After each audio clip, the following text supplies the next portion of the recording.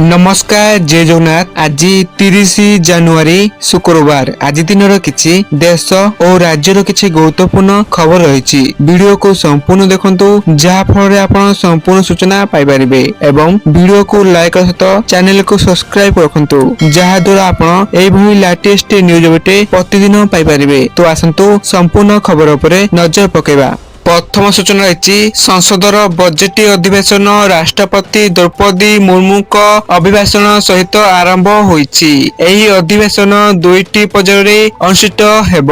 प्रथम पर्याय बुधवार जानुआरी 28 ठारू फेब्रुआरी 13 तारिख पर्यंत चलिब।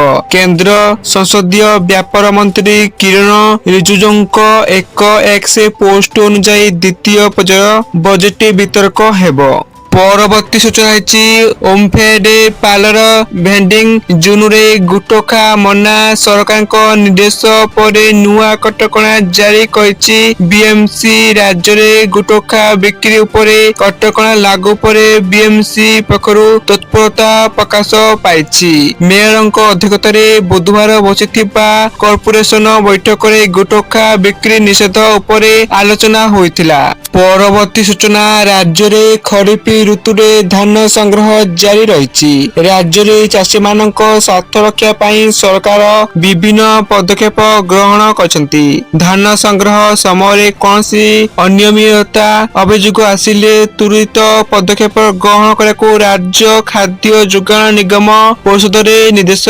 नियंत्रण एवं अभिज्ञता केंद्र चालू रही। परवर्ती सूचना रही डिजिटाल पेमेंट व्यापक ग्रहणीयता बढ़िथिबारु लोकंकु आउ नगद टंका दरकार पड़ुनाही। सेथिपाई एटीएम रु टंका उठाण ह्रास पाइछि। सीएमएसए इन्फो सिस्टम तथ्य अनुसार 2025 रे एटीएम पिछा मासिक टंका उठाण 1.21 कोटी टंका रहिछि, जहा 2024 रु 25 रे ताठारु अधिक 1.30 कोटी टंका थिला। एही कंपनी देश रे 63,000 रु अधिक एटीएम परिचालना करुछि। पूर्वरु कंपनी आर्थिक वर्ष आधारित तथ्य देउथिला। परवर्ती सूचना रही राज्य रे रातिर तापमात्रा आहुरी बढ़िबो। शीत कमिबो। आसंता 2 दिन रे 2 रु 3 डिग्री तापमात्रा आहुरी बढ़िबो। फेब्रुआरी 1 जाए राज्य रे अनेक स्थान रे कुहुडी रहिबा सह काकर पड़िबो।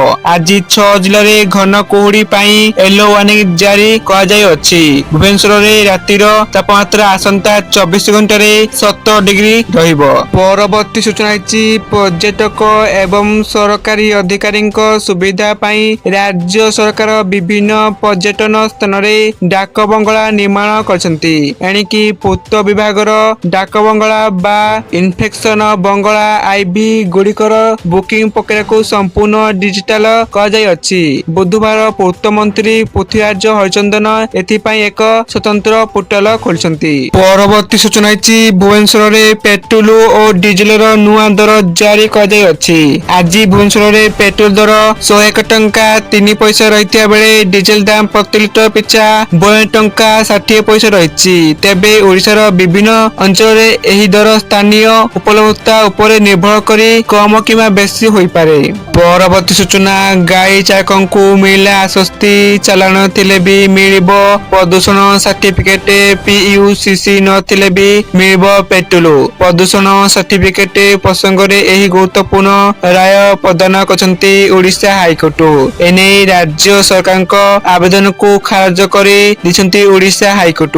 वाहन पोर्टल रे कोनसी चालक जेपरी असुविधार सम्मुखीन न हुंती ता उपरे पदक्षेप नेबाकू हाईकोर्ट निर्देश देछंती। परवर्ती सूचना केंद्रीय अर्थमंत्री निर्मला सीतारमण 1 फेब्रुआरी रे उपस्थापन करियाकू जाउथिबा बजेट 2026 रे कृषकंक पाई एक बड़ घोषणा करि पारंती। सरकार किसान क्रेडिट कार्ड केसीसी धारकंक पाई शॉर्ट टर्म ऋण सीमा को 3 लाख टंका बढ़ाई 5 लाख टंका करियाकू योजना करछंती। ପରବର୍ତ୍ତୀ ସୂଚନା ରହିଛି ଗହଣା କିଣିବା ପୂର୍ବରୁ ନଜର ପକାନ୍ତୁ କେଉଁ ସହରରେ କେତେ ରହିଛି ସୁନା ଦର। ତେବେ ଯଦି ଆପଣ ଆଜି ସୁନା କିଣିବାକୁ ଚାହୁଁଛନ୍ତି ବା ଯୋଜନା କରିଛନ୍ତି ତେବେ ପ୍ରଥମେ ଜାଣନ୍ତୁ ଆଜିର ସୁନା ଓ ରୂପା ଦର। ଆଜି ଓଡ଼ିଶାର ରାଜଧାନୀ ଭୁବନେଶ୍ୱରରେ 24 କ୍ୟାରେଟ ସୁନା ମୂଲ୍ୟ 10 ଗ୍ରାମ ପିଛା 1,61,194 ଟଙ୍କା ରହିଥିବା ବେଳେ 22 କ୍ୟାରେଟ ସୁନା ମୂଲ୍ୟ 10 ଗ୍ରାମ ପିଛା 1,84,450 ଟଙ୍କା ପହଞ୍ଚିଛି। ଅନ୍ୟପଟେ ରୂପା ମୂଲ୍ୟ କିଲୋ ପିଛା 3,87,000 ଟଙ୍କା ରହିଛି। ପରବର୍ତ୍ତୀ ସୂଚନା ରହିଛି ରାସ୍ତାଘାଟ ଠାରୁ ଆରମ୍ଭ କରି କୋଠାବାଡ଼ି ଐତିହ୍ୟ କୀର୍ତ୍ତିରାଜି ଏବଂ ବିଭିନ୍ନ ଉନ୍ନୟନ ପ୍ରକଳ୍ପର କାର୍ଯ୍ୟକାରିତା ଦିଗରେ ରାଜ୍ୟ ସରକାର ସବୁବେଳେ ଗୁରୁତ୍ୱ ଦେଇ ଆସିଛନ୍ତି। ଚାଲୁ ରହିଥିବା ଭିତ୍ତିଭୂମି ପ୍ରକଳ୍ପର ତ୍ୱରିତ କାର୍ଯ୍ୟାନ୍ୱୟନ କରି ରାଜ୍ୟର ବିକାଶ ପ୍ରକ୍ରିୟାକୁ ଆଗେଇ ନେବାର ଇଞ୍ଜିନିୟରଙ୍କ ଠାରୁ ଆରମ୍ଭ କରି ଠିକା ସଂସ୍ଥାମାନଙ୍କ ଗୁରୁତ୍ୱପୂର୍ଣ୍ଣ ଭୂମିକା ରହିଛି। ଏହା ଥିଲା ସୂଚନା। ପରବର୍ତ୍ତୀ ସୂଚନା ଟି20 ବିଶ୍ୱକପ ପୂର୍ବରୁ ହାରିଲା ଭାରତ ନ୍ୟୁଜିଲାଣ୍ଡ ବିପକ୍ଷ ଚତୁର୍ଥ ଟି20 ଟିମ୍ ଇଣ୍ଡିଆର ପରାଜୟ ବିଶାଖାପାଟଣାସ୍ଥିତ ୱାଇଏସ୍ ରାଜଶେଖର ରେଡ୍ଡି ଷ୍ଟାଡିୟମରେ ଭାରତ 216 ରନ୍ ବିଜୟ ଲକ୍ଷ୍ୟ ନେଇ ବ୍ୟାଟିଂ କରିଥିଲା। ତେବେ ସୂର୍ଯ୍ୟକୁମାର ଯାଦବଙ୍କ ନେତୃତ୍ୱରେ ଦଳ 18.4 ଓଭରରେ ସମସ୍ତ ୱିକେଟ ହରାଇ 165 ରନ୍ ସଂଗ୍ରହ କରିଛି।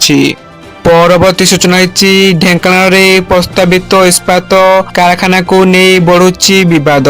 ବିନା ଗ୍ରାମ ସଭାରେ କାରଖାନା ପ୍ରତିଷ୍ଠାକୁ ତୀବ୍ର ବିରୋଧ ତାତିଲେ ଗ୍ରାମବାସୀ ଓ ଜମିହରା ପ୍ରଜା।